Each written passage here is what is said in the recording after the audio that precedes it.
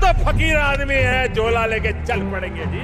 लेकिन पूरी दुनिया में आपने ऐसा कोई फकीर देखा है जो 1,40,000 का चश्मा लगाता हो, खुद घूमते हैं 12 करोड़ की मर्सिडीज में, मतलब भिक्षा मांगकर यहाँ पर फॉरेन टूर भी कर लिए और डिजिटल कैमरा भी। दोस्तों अगर ये वीडियो आप नहीं देखे ना तो कुछ भी नहीं देखे भाई। अगर ऐसा वीडियो आपके लिए लाया हूँ भाई कि आपका दिमाग खोल देगा भाई, आपका दिमाग चकरा जाएगा भाई।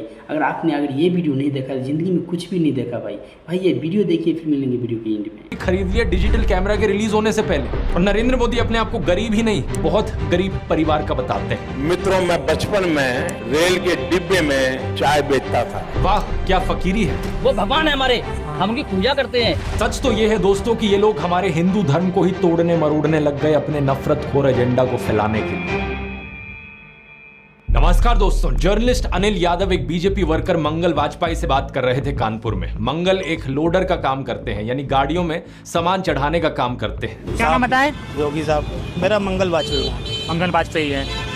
यहाँ लोडर का काम करवाते हैं।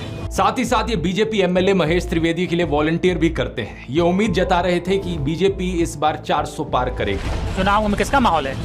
बीजेपी जीतेगी 400 के ऊपर। लेकिन जैसे जैसे बात आगे बढ़ती है, मंगल अपनी परेशानियों के बारे में बताते हैं। वो बताते हैं कि उनके पास बिजली नहीं है, सीवर की व्यवस्था नहीं है। हमारे पास बिजली नहीं है घर में, हमारे पास लैट्रिन घर में नहीं है, हमारे पास सीवर व्यवस्था नहीं है। उन्होंने बीजेपी एमएलए महेश त्रिवेदी को कई बार कहा, हमने महेश त्रिवेदी से भी कई बार कहा कि 20 फुट पाइप पड़ना है, तो अगर पड़ जाए तो हमारे घर की सीवर व्यवस्था बन जाए। नहीं बन पाई। उन्हें कुछ भी नहीं मिला और ना ही उन्हें कुछ मिलने की उम्मीद है। त्याग तपस्या की मूर्ति है कि कुछ नहीं मिला, लेकिन उसके बावजूद कोई शिकायत नहीं है और ना कोई उम्मीद है मिलने की। लेकिन फिर भी वो खुद को भाजपा का भक्त कहते हैं। लेकिन ये तो कहा जाता है ना कि भूखे पेट ना होए भजन गोपाला। इस पर मंगल वाजपेयी जवाब देते हैं कि ऐसा कुछ नहीं है, आदमी बालू खाकर भी पेट भर सकता है, यानी कि मिट्टी खाकर भी पेट भर सकता है। सब हो जाता है अगर संत चलेगा, तो सब हो जाता है। बालू खा के पेट भर लेता है। इन्हें कोई शिकायत नहीं है। प्रधानमंत्री मोदी को ये परमात्मा मानते हैं, उनकी पूजा करते हैं। ऐसा कैसे हो सकता है कि एक पॉलिटिशियन को लेकर लोग इतने अंधे हो गए हैं? और ये इकलौते नहीं है, मैंने पिछले वीडियो में आपको उसके कई और उदाहरण दिए थे। बीजेपी के टिकट पर तो कुत्ता भी खड़ा हो जाए हम जिता देंगे। ये सच है, अगर कुत्ता भी आएगा उसको भी जिताएंगे। ये तो फिर अंधविश्वास नहीं, भक्त हैं, अंधविश्वास नहीं है, हम भक्त हैं। महंगाई मेरे हिसाब से कोई ज्यादा नहीं हुई।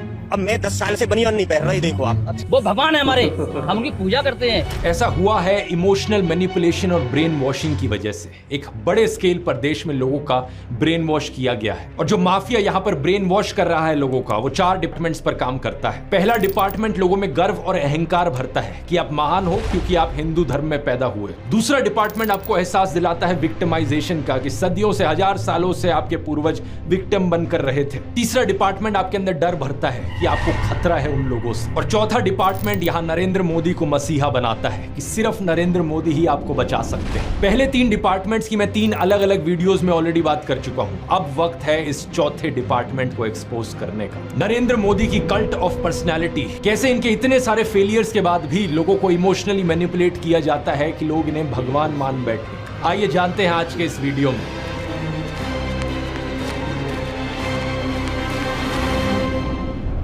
जून 2013 की बात है दोस्तों। राइटर नीलांजन मुखोपाध्याय ने एक किताब लिखी नरेंद्र मोदी के ऊपर। ये एक बायोग्राफी थी। इस किताब में लिखा गया कि कैसे नरेंद्र मोदी जब 6 साल के थे, वडनगर रेलवे स्टेशन पर गुजरात में वो चाय बेचा करते थे। ये चाय बेचने वाला किस्सा तभी से लेकर नरेंद्र मोदी की संघर्ष की कहानी का ये एक मेजर टॉकिंग पॉइंट रहा है। 2015 में जब टाइम मैगजीन ने प्रधानमंत्री मोदी का इंटरव्यू लिया तो उन्होंने बताया कि कैसे वो एक बहुत गरीब परिवार से आते थे, कैसे बचपन में वो चाय बेचा करते थे रेलवे स्टेशन पर। इनकी एग्जैक्ट लाइनें सुनिए। मैं पॉवर्टी में पैदा हुआ हूँ, बचपन में मेरा पूरा बचपन पॉवर्टी में बीता है। मेरे लिए पॉवर्टी एक तरीके की पहली इंस्पिरेशन थी मेरी जिंदगी में। लेकिन कितनी सच्चाई है इन बातों में, बहुत से लोगों ने टाइम टू टाइम सवाल उठाए हैं।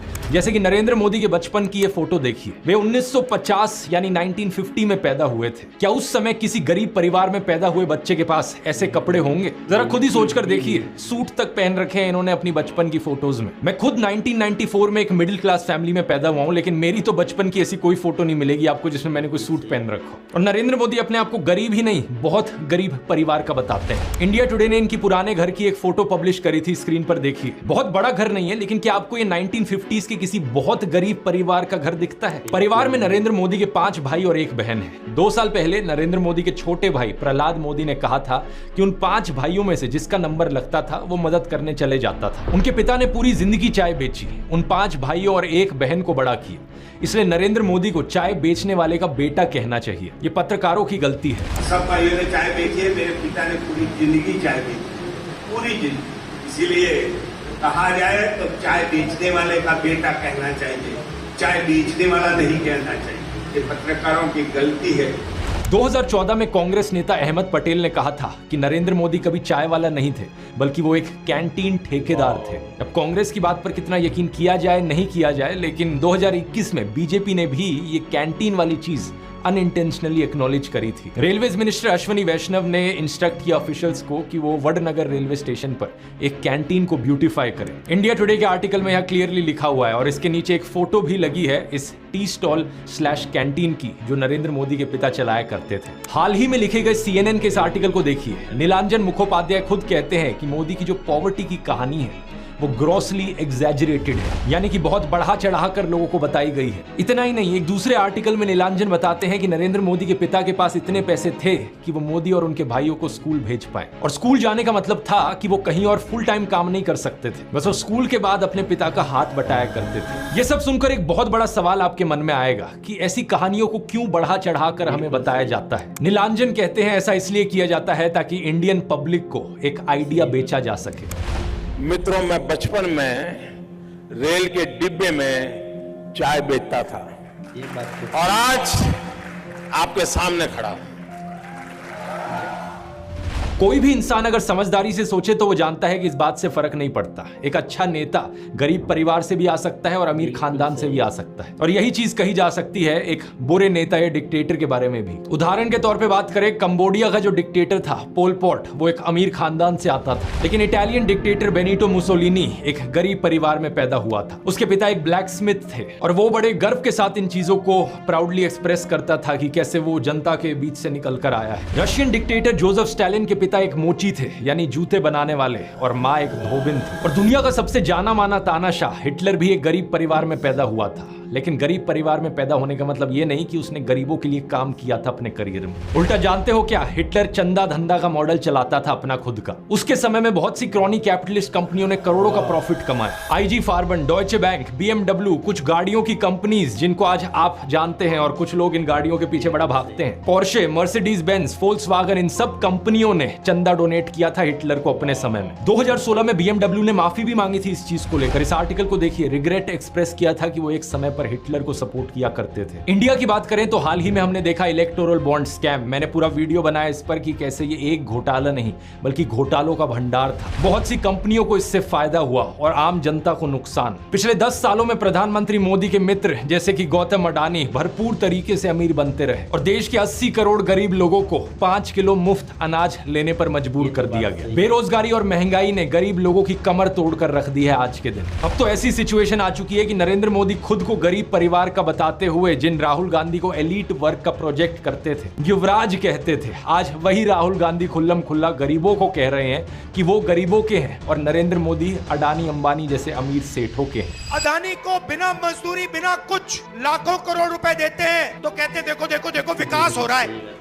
हमने मनरेगा किया, मजदूरी के लिए पैसा दे रहे हैं और कहते हैं गरीबों की आदत बिगाड़ रहे हैं। मैं आपका हूं, वो उनके हैं। राहुल गांधी कह रहे हैं कि जितना रुपया नरेंद्र मोदी ने अडानी को दिया है उतना रुपया वो। तो भाई आप लोग वीडियो देखेंगे कि भाई कितने नरेंद्र मोदी का स्टोरी भाई ने खोल के रख दिए। भाई कोई भी कह सकता है कि नरेंद्र मोदी गरीब परिवार से थे और वो कहते हैं, वो साबित भी करते हैं नरेंद्र मोदी जी कि हम बहुत गरीब परिवार से थे।